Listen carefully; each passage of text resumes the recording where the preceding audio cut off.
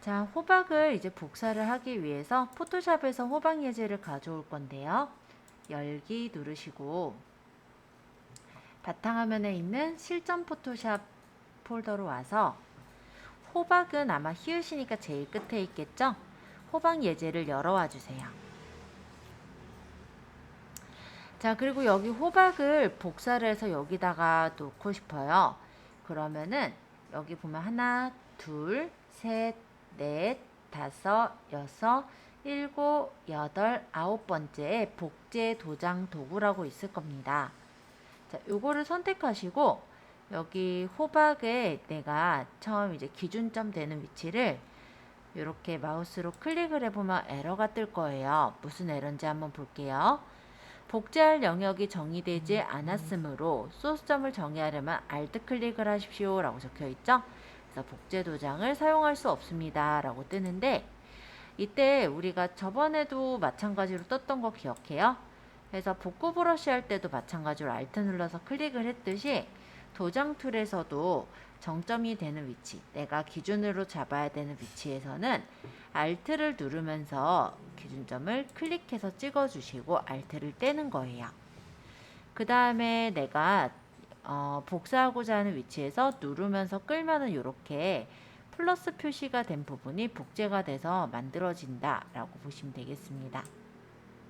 자, 이게 복제 도장 툴이에요. 그래서 브러쉬는 여기 동그란 표시가 이제 브러쉬 크기인데, 브러쉬 크기가 너무 크면은 왼쪽 대괄호로 적당하게 줄여서 하시면 되고요. 자, 이때 Alt 누르면서 정점을 찍고 복사할 위치에서 이렇게 끌어주시면 아까 Alt 눌러서 찍었던 부분이 복제가 되는 걸 확인할 수가 있어요. 자, 이게 복제 도장 툴. 네, 한번 해보시고 안 되시는 분들 질문 주세요. 만약에 이 옆에 좀 지저분하게 남은 부분은 복제 도장 툴 밑에 보시면 히스토리 브러쉬, 즉 작업 내역 브러쉬가 있어요. 요걸로 이렇게 내가 되살릴 부분을 문질러 주면은 원래대로 돌아가니까 이것도 참고해 주세요. 자, 그럼 깜짝같이 이렇게 만들 수가 있죠?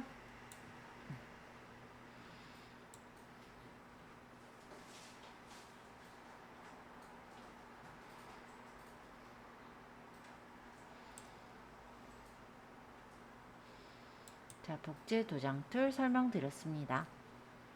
여기 피라미드도 한번 복제해 볼게요. 클릭해서 옆에다 이렇게 복제하면 아주 간단하게 복제가 가능해요. 자, 복제 도장 툴 연습해 보시고 혹시 잘 되신 분은요, 열기 눌러서 여기 실력 2번, 실력 02번을 열어서 여기 감을 한번 여러 개 달아 볼게요.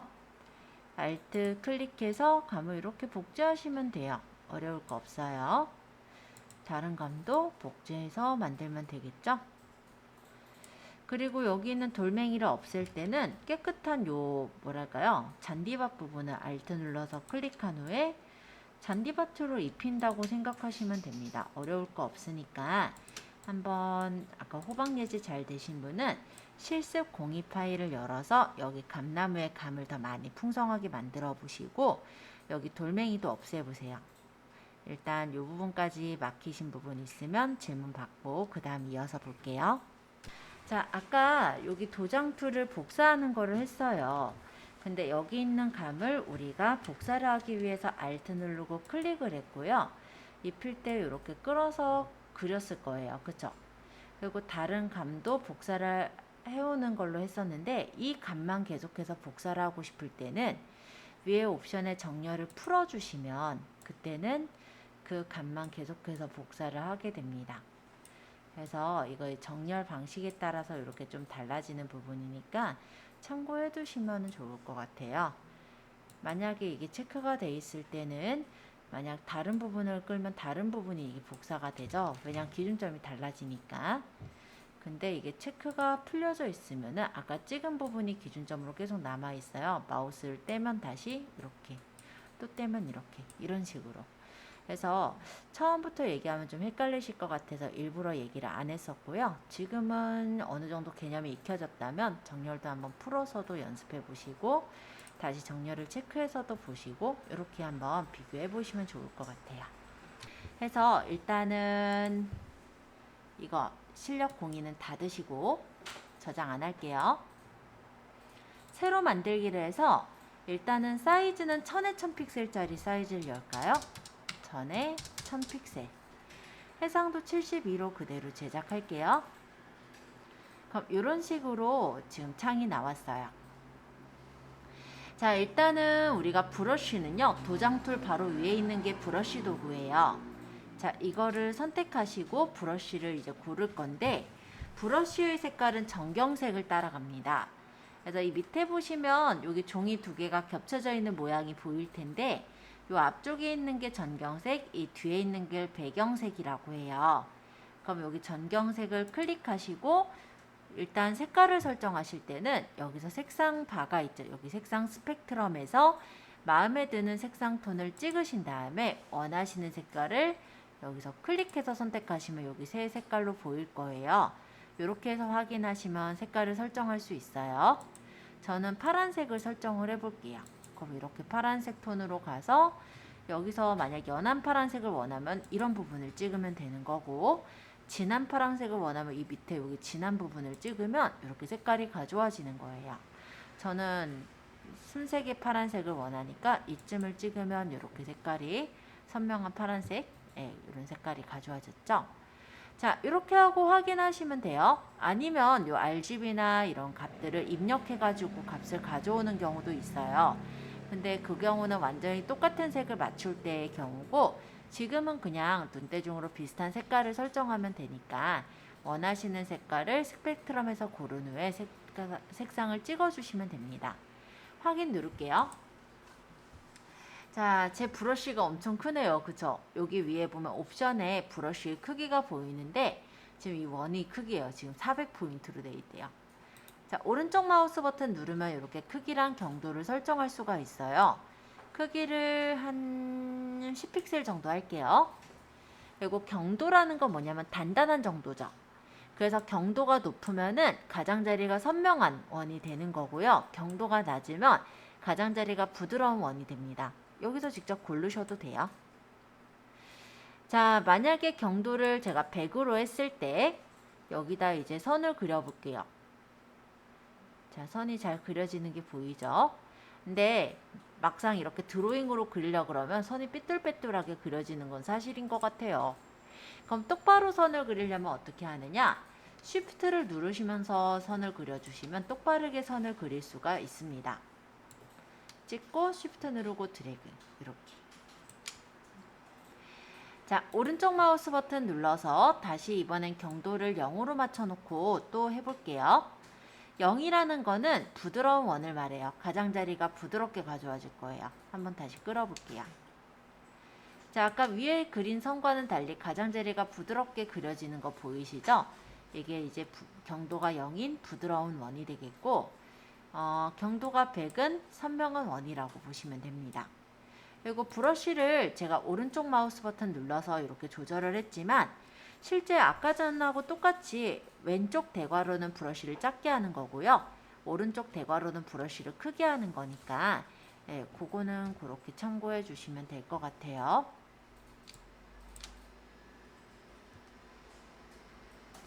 네, 어려운 점 없었죠? 자, 여기서 조금만 더 얘기를 할게요. 자, 요 위쪽에 보면은 옵션 바라는 게 있는데요. 요게 이제 브러쉬의 모양. 일반 브러쉬 외에도 다양한 브러쉬 모양들이 많이 있긴 해요. 뭐 드라이 재질, 수채화 재질, 특수 효과 등의 브러쉬가 있지만 지금은 저희는 그냥 가장 기본적인 부드러운 원과 선명한 원, 요 정도를 제일 많이 쓰기 때문에 여기까지 보았고요. 나중에는 브러쉬 옆에 보시면 이런 표시 있죠. 폴더 모양. 여기를 눌러보면요. 이렇게 브러쉬를 더 다양한 모양의 브러쉬를 고를 수도 있고 브러쉬의 간격을 설정을 해줄 수도 있어요. 그러면 이렇게 점점점점 찍히는 그런 점선 형태의 브러쉬를 만들 수도 있다. 이렇게 보시면 좋을 것 같고 모양이나 분산과 같은 이런 지터 효과들도 설정하시면은 뭔가 이제 다른 브러쉬를 만들 수가 있기는 합니다. 근데 아직은 제가 이 부분을 이전에 이제 설명을 해보니까 좀 어려워하는 점이 있어서 그냥 간단하게 제가 쓰는 정도로만 얘기를 드려도 되겠다라고 생각이 들었어요. 그래서 일단은 말씀드리기는 우리가 브러쉬를 쓸 때 너무 복잡하게 생각할 건 없고 일단 전경색을 아마 설정을 하실 테고 그 다음 브러쉬의 모양은 가장자리가 부드러운지 선명한지 정도를 잡을 거예요. 그쵸? 그리고 일반적으로 이제 선을 그리면 되는데 만약에 저기처럼 점점점 찍고 싶다면 그때 이제 요거까지는 간단하니까 브러쉬 설정 패널에서 간격을 좀 띄워주시면 점점점점 이런 형식으로 찍어낼 수가 있겠구나. 이런 정도만 좀 봐두죠. 자, 브러쉬 모양은 정말 많아요. 여러 가지가 있고 내가 더 추가로 브러쉬를 집어넣을 수도 있게 되어 있어요. 드라이 재질, 수채화 재질, 그리고 특수효과 브러쉬 등의 이런 브러쉬가 기본적으로가 있고 여기다가 내가 필요하다면 브러쉬를 더 다운받아서 쓸 수도 있게 되어 있어요. 그래서 그런 거는 나중에 좀 더 포토샵이 익숙해지면은 그때 활용하시면 될 것 같고 지금은 어차피 기본적으로 내가 SNS에 홍보하거나 마케팅을 할 때 만약에 어떤 설명이 있으면 거기 밑줄 쫙 긋거나 이런 역할을 할 때 주로 쓰실 거란 말이에요. 그래서 간단하게만 브러쉬에 대해서 설명을 했습니다. 여기까지 어려운 내용은 없죠. 브러쉬로 선을 그려보시면 돼요. 색깔도 바꿔서 확인해보고 또 선도 그려보시고 또 점점점 나오는 게 싫으신 분은 간격을 이렇게 당겨서 없애버리면 이때는 선으로 그냥 그려지겠죠? 그래서 이런 거 그냥 가볍게 그려보시고요. 쉬프트 누르면서 그리면 수직 수평으로 그려지는구나. 이런 것도 한 번씩 보시면서 적용해 보시면 될 것 같아요.